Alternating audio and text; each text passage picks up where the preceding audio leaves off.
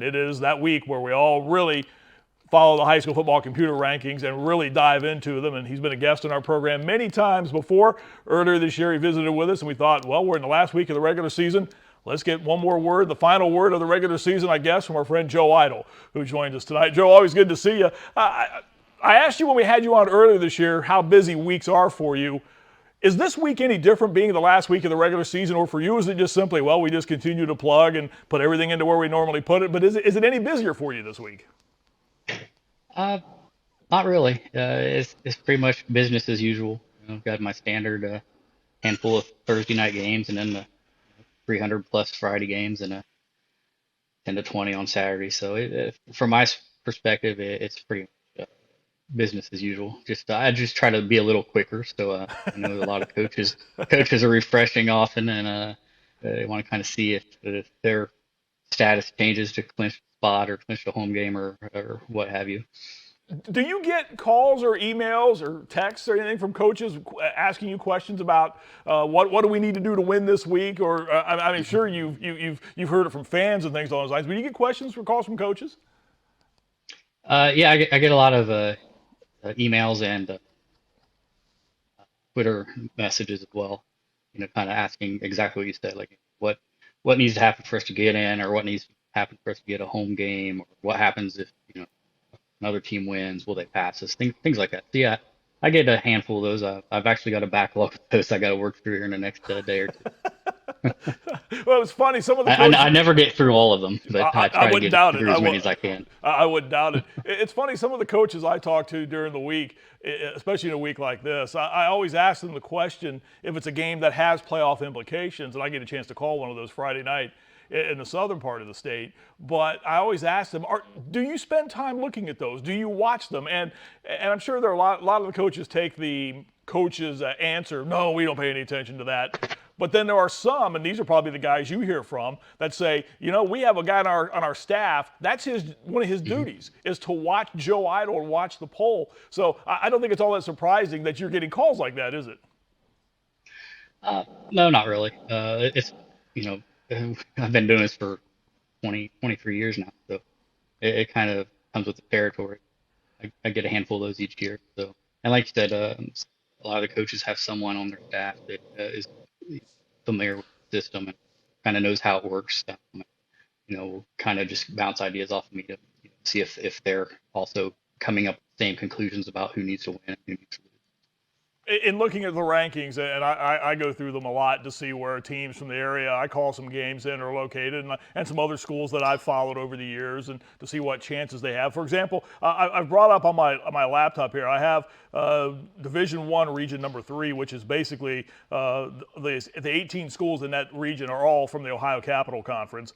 And you look towards the bottom of that, and of the goodness, almost half the teams that will get in right now have losing records. That could change certainly going in or after Friday night. But on the far right of that, as you move over about 3 or 4 columns, you have with a win they could be between 4 or 10. With a loss they could be between 9 and 13. And that's one of the things I think that the possible seed ranges. I think that may be the spot, Joe, where a lot of people spend a lot of their time looking at because again, most coaches I talk to, they want to be in the top 8. They want to host one of those first round games. So when they get ready to play, they have a pretty good idea of where they're going to be coming out of the game. But is that one of the portions of what you do that probably gets some of the most hits, you would think?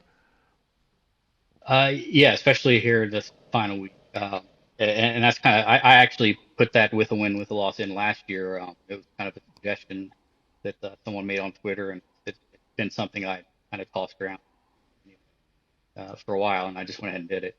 Um, but yeah, it's definitely, and my recommendation would be if you're looking at my site on Friday night as scores are entered. Granted, it takes me usually 3 hours to enter them all in, so you'll see things kind of in flux throughout the night. So the current rank all the way on the left will become meaningless. It's uh, that's kind of where you were at after 9 weeks. That tells you nothing in terms of week. Whereas the column you're mentioning there, that kind of gives you the idea of where you'll be after the week 10, at least after your game finishes. Like you said, you could be between 4 and 10 with a win. Well, that tells you that your game alone isn't enough. You've got to wait for the other games to kind of come in, your second level games, your other teams in the region that may pass you or fall below you, and whatnot. So that's really the key column to follow on Friday night. The level two column, Joe, that's the one that I think teams really, or coaches or whomever's doing it for a team or fans, whatever, that's the one that really I think kind of holds the most weight. Am I correct in that? Because you get points from the teams you beat and you get their points, and that factors into the level two if I'm voicing it correctly. So that's maybe one of the more important categories of all the ones you have listed there. Certainly, that's the level two is for the majority of teams, at least the teams at the top. That's where the most of your points are going to come from. That's your ranking is almost always directly correlated to that in some way, shape, or form. Now, with the expanded playoffs down to 16, as you get kind of lower down in some of the divisions, the 16th team may only have like 7 or 10 second level points. So in that case, it actually has a little less importance, and your level one points may come into play more. That's kind of a unique thing we've only kind of been seeing here with the expanded playoffs. Mm-hmm. But when it used to be top eight, it was almost, your second level points are huge. It's a huge percentage of your total. When you get to this point of the season, the movement for a team won't be that great. For example, you've already got it again. I'll reference the one I'm looking at right now, that region of Division One where Gahanna has clinched the number one spot, and they've also clinched a home game. Chances are teams aren't going to fall a lot of spaces. I mean, some of the things, the projections you have in the possible seed ranges, there's a 2 to 6. Pickerington North, for example, with a loss could end up anywhere between 2 and 10. That looks to be one of the wider spreads in that. But normally, Joe, you don't see a team take a deep plunge if they lose a game this week of the regular season, if they're one of the top 16 teams, one of the top 8 teams, do you? I would say normally, I would say that's true. And a lot of times that low range is almost like a chaos, type of range. You'd have to have quite a string of upsets in order for a team to kind of plunge that far, normally. Now, there was a scenario, I believe, I don't know, 4 or 5 years ago, where Kinston High School, Geauga County, they were number 2 after 9 weeks, but they hadn't clinched and they didn't control their destiny. I think they were playing a team that only had maybe 2 wins, and there were 7 or 8 teams directly underneath them that all had huge games in terms of points, with playing a team with 6 wins, 7 wins, 8 wins, and enough of those teams won that all of them jumped Kinston, and Kinston fell down to, I believe, number 9 and missed the playoff. Wow. And I believe the next year they actually won the state title. So who knows what could have happened here? But normally you won't fall that much, but it certainly, depending on who the other teams in your region are playing, it's certainly possible. And I think the great thing about this is, and there's been so much debate, Joe, and I'm sure you've heard it as well too, about the expansion to 16 and what that has done.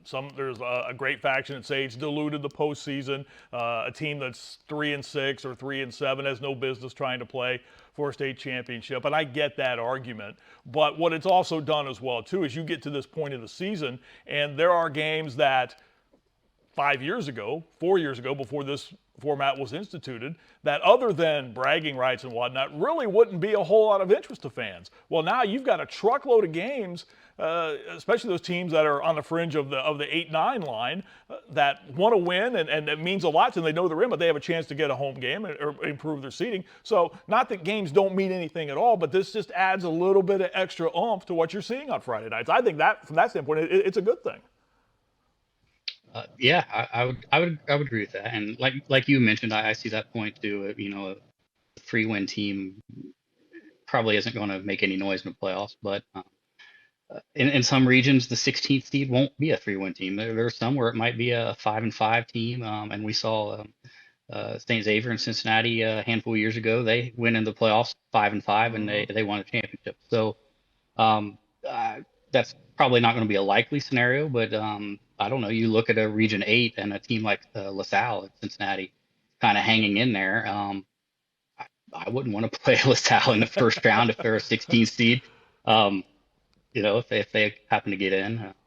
So it's unlikely that a team like that would make noise, but it could happen in It the could right spot. happen. Absolutely. One of the ones we're going to talk about rivalries coming up here shortly, and one of the teams that I was looking at was Canton McKinley, and they're 5-4 right now. They lost their first 4 games. Now they've won 5 in a row, and they're third in their region. It's a power-packed region they happen to reside in Division One. They just happen to have the luck of being stuck in the region with St. Ed and Mentor and people like that. But at the same time, they're 5-4. They're fourth in their region. And again, I would think they kind of fall into that category as well, too, Joe, that you just mentioned. 4 losses, you don't want to see them in the first round. That's a pretty good football team. So again, that's where the rankings, I think, are you can look at them different ways, but that's where I think when you look at those records, you kind of maybe toss them out the window a little bit. Yeah, I would agree completely there. Even St. Ignatius, it's Chuck Prowse last year. Who knows what's going to happen? They might make a run. They're 5 wins and potentially 6 here after this week. But once, especially in Division One, I mean, uh, all the teams here, have athletes. There's no doubt. You get athletes on the field in a playoff atmosphere. Anything can happen. And there's no question. As we wrap it up, Joe, it's an exciting time. I know it'll be a busy time for you as well, too, with all this coming up. What is it like for you the week after the computer is all tabulated, everything is all set, and the playoffs are underway? Do you just kind of sit back and lay back in the chair and just kind of relax and pop open a cold one? I got through another year with no problem. uh, yeah, basically, that sounds accurate. You can say it in a Um, minute. Go ahead. Go ahead. it's a huge relief, to get through that 10th week and hope and pray that this isn't the year that I flip a week 10 score and mark someone as clinched when I didn't.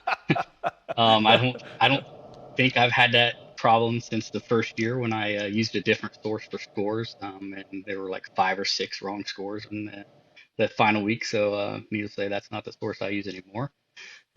But yeah, I have had a pretty good track record here lately, so I don't want to jinx that.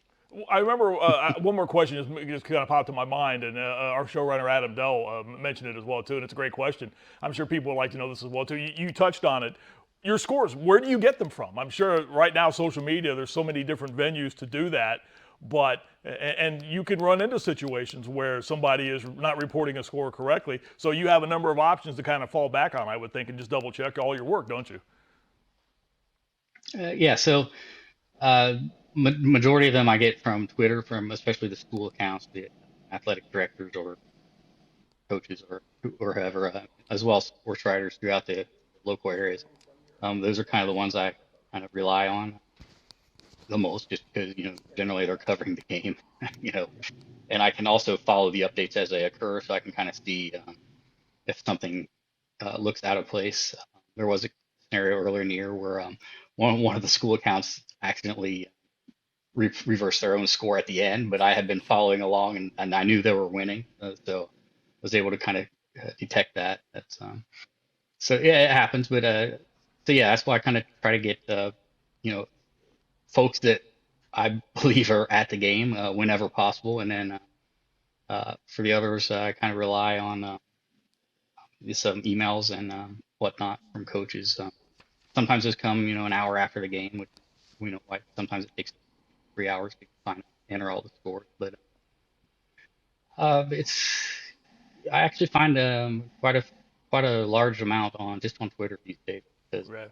That's the one thing about there's just social media. so many Yeah. active. Yeah, Yeah. it's a busy place on Fridays when you're talking high school sports, no doubt about it. Joe, it's always a pleasure having you on and talking to you about the high school football playoffs. And you do great work, and I know I speak for a lot of people when I say we really appreciate the effort you put into this and your association with the OHSAA as far as how you handle all of this. It's something that I think high school football fans love.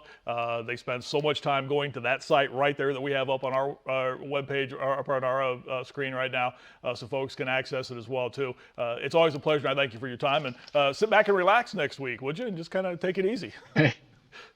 Yeah, I'll try. Thanks, Marty. Appreciate All right. it. Joe Eitel joining us here tonight on OhioFootballWeekly.com. He almost looked like he's ready to do that right now, didn't he? Like I'm done. I'm ready. I'm ready to take a break out of all this right now. But again, he does great work. And I'll tell you this, I have trouble opening my own email, and I would have a hard time doing what he does. And as I mentioned, I'm sure I speak for a lot of high school football fans across the state of Ohio that we're thankful for what he does and the effort he puts into it. So again, thanks to Joe Eitel.